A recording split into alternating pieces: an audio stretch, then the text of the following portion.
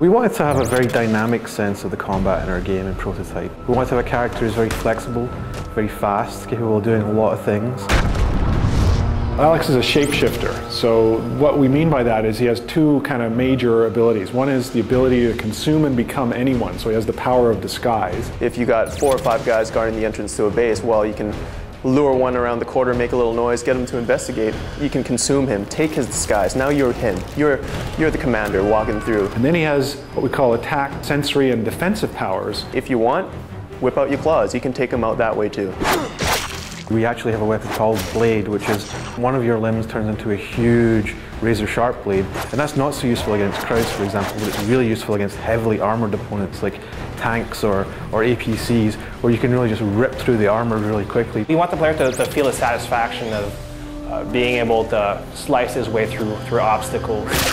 They're all kind of biologically driven, and they're triggerable in an instant, in a flash. As you perform actions successfully in the game, you gain experience points. You'll be able to unlock new powers, new abilities. The currency of the game is what we call evolution points. You earn evolution points by doing stuff, beating missions, beating bosses, killing enemies, destroying stuff.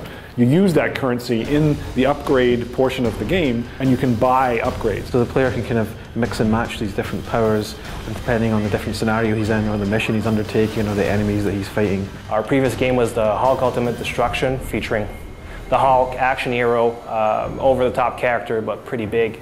Alex Mercer is much smaller in size, much more agile. Movement in our world is an extremely important part of our game. You can literally run up a building, 80-story skyscraper, pile drive into a helicopter that's maybe 20 stories below, hit the ground, and while you're falling to the ground, transform into your full body armor with, say, a blade arm and start running through the crowds, because blade arm is great to drag behind you through a crowd, as you might imagine. So we wanted to have powers which make the player basically just feel really powerful and really well equipped, like a deadly character. The way he flips over the lip of a wall or around a sign is all done automatically.